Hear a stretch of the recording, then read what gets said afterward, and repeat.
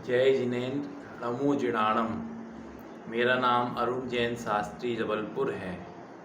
आज पर्वराज पर्यूषण पर्व की समापन वेला के पश्चात उत्तम क्षमावाणी पर्व पर मैं कुछ आपसे बात करने के लिए, कुछ अपने विचारों को आपके बीच में रखने के लिए उपस्थित हुआ हूँ। उत्तम क्षमा से प्रारंभ हुआ यह क्षमावाणी पर्व के साथ समापन होने वाला यह 10 लक्षण धर्म हमारे जीवन में आया। महानुभाव मित्रों, यह पर्यूषण पर्व कितना अच्छे दिन थे, जिसमें हम सारे पापों का त्याग करके पूजन पाठ, प्रतिक्रमण, उपवास, स्वाध्याय, व्रत, न जाने कितने प्रकार के संयमों को पालन करते थे। वे सारे दिन हमारे अब 355 दिन वैसे नहीं रहेंगे, ये सब जानते हैं, लेकिन उन दिनों का प्रभाव हमारे ऊपर कुछ ना कुछ रहना चाहिए। थोड़ा बहुत प्रभाव हमारे जीवन में रहना चाहिए। उस प्रभाव का सबसे पहला एक लक्षण आचार्यों ने कह दिया, जो कि बड़ा प्रचलन में है, क्षमावाणी पर्व। क्षमावाणी पर्व 3 स्तर का है, एक निम्न स्तर का, एक मध्यम स्तर का, एक उच्च स्तर का। निम्न स्तर का क्षमावाणी पर्व जो अभी मनाया जा रहा है, सब लोग वैसे ही क्षमावाणी मना रहे हैं। और निम्न स्तर का क्षमावाणी पर्व क्या होता है, आजकल मोबाइल में व्हाट्सएप पर मैसेज भेज दिए जाते हैं और अपना परिवार का नाम लिख करके क्षमावाणी पर्व की इतिश्री इसी में कर दी जाती, जो कि निम्न स्तर का है। आप अभी देखते होंगे कि चतुर्दशी के दिन से अभी 2-3 दिन तक आपके पास 50-100 मैसेज आपके पास आ गए, जिसमें क्षमावाणी क्षमा क्षमा मांग रहे हैं। ये क्षमा क्षमा नहीं है, ये जैन धर्म का मर्म नहीं है। जैन धर्म ऐसा नहीं कहता कि इस तरह से क्षमा मांगे। क्षमा तो बहुत उच्च श्रेणी की होती है। मध्यम स्तर की क्षमावाणी पर, मध्यम स्तर, आपने फोन लगाकर बात करना, वह मध्यम स्तर का क्षमावाणी पर्व है। अगर कुछ जाने अनजाने में गलती हुई हो, उसकी बात कर देना, तो ये मध्यम। फोन लगाकर बात की, ऐसे आपके पास 1, 2, 5 लोग होंगे, 10 लोग होंगे ज़्यादा से ज़्यादा, जो आपको फ़ोन लगाकर बोलते हैं कि हम आपसे क्षमा मांगते हैं कुछ गलती हुई हो तो।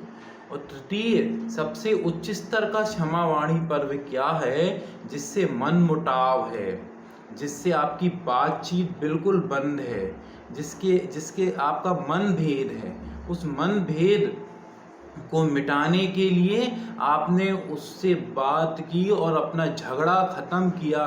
ये क्षमावाणी का मर्म है।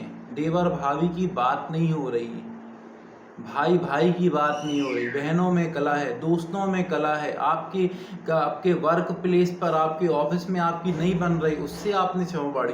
ये जैन धर्म का क्षमावाणी पर्व जैनों तक सीमित नहीं करो, इसको तो सब तरफ ले जाओ। आपके ऑफिस में आपके दोस्त, आपके जिस भी कास्ट के हो, जो भी हो, सब खम्मामि सव्व जीवाणम कहा, वहाँ तो एक इंद्री से लेकर के कहा। ये कितना उच्च स्तर का जिनवाणी में कहा हुआ क्षमावाणी पर्व। आप विचार कीजिए, सोचिए तो एक बार, कैसा जिनवाणी पर। ये उच्च स्तर की जिनवाणी की सब मिच्छामि दुक्कडम बोल दिया सबसे, और मिच्छामि दुक्कडम हो गया। ये क्षमावाणी पर्व का मर्म नहीं है। आज हम आपसे कहना चाहते हैं, जिससे आपका मन भेद है, जिससे बहुत समय से बात नहीं हो रही, उसको आप क्षमावाणी पर्व मनाएं। यही मेरा निवेदन है, यही जिनवाणी का कथन है, और यही आचार्यों ने कहा है।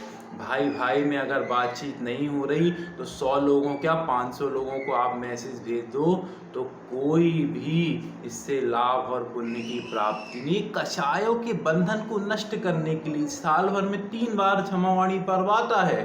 3 बार पर्यूषण पर्व, उन्हीं का 3 बार क्षमावाणी पर्व। अनंतानुबंधी कसाय 6 महीने से अधिक रहती है, 4 महीने के पहले ही क्षमा मांग लो।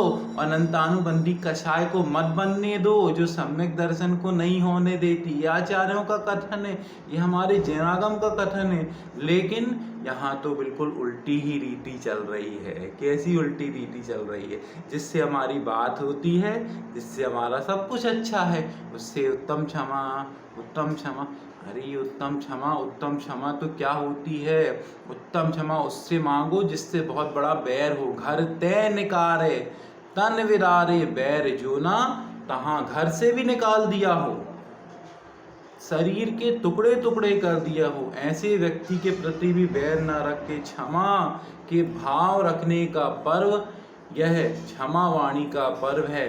आज यह क्षमा वाणी का पर्व हमारे जीवन में इस तरह से क्षमा को लाए, यही भावना होनी चाहिए। क्षमा वाणी वास्तव में उच्च स्तर की जो आचार्यों ने कही है उसको आप माने, उसको आप मनाएं, और यह जो फॉर्मेलिटी वाली है, परंपरा रूप जैसी अभी कुछ सालों से बहुत ज़्यादा प्रचलन में आ गई है, उससे कोई फ़ायदा नहीं है। उसको आप नहीं भी करेंगे तो भी कुछ बिगड़ने वाला नहीं है। जिनसे जाने अनजाने में हमसे जो गलती हुई हो उनकी क्षमा मांगते हैं, तो पहले जो जाने में उसकी तो मांग लो, अनजाने की तो बाद में मांगना। अनजाने की उच्च स्तर की क्षमा है। देखिए, आप समझिए कोई मकान की नींव नहीं है और पहली मंजिल खड़ी हो सकती है क्या? दूसरी मंजिल खड़ी हो सकती? कभी नहीं हो सकती। मकान बनाने वाले को कितनी हंसी आएगी कि नींव ही नहीं है, बिना नींव की क्या मकान खड़ा हो जाएगा? तो ये नींव है, पहले जाने की तो मानो, जाने की, जो आप जान रहे हैं, जिससे आपका बैर दिख रहा है उसकी मांगो, उसके बाद अनजाने की मांगो, उसके बाद आप उनकी मांगो जिनसे हमारी होने की संभावना है। इसीलिए तो कहा सभ्य जीवनम, पृथ्वी कायक, जल कायक, वायु कायक, अग्नि कायक, वनस्पति कायक, जल कायक, ना जाने कितने प्रकार के त्रस कायक जीव हमसे उनकी विराधना हो गई, उन सबसे क्षमा मांगे। ये क्षमा वाणी पर्व ऐसा महान पर्व है। इस महान पर्व की उच्च स्तर की क्षमा अभी बहुत प्रचलन में है, और जो प्रारंभिक क्षमा होनी चाहिए वह तो कोई कर ही नहीं रहा। मेरा निवेदन है, आज आप ये संकल्प लें कि क्षमा हम उनसे मांगिए जिनसे हमारी वास्तव में बातचीत नहीं हो रही। जिनसे आपकी बातचीत हो रही आप उससे क्षमा मत मांगिए।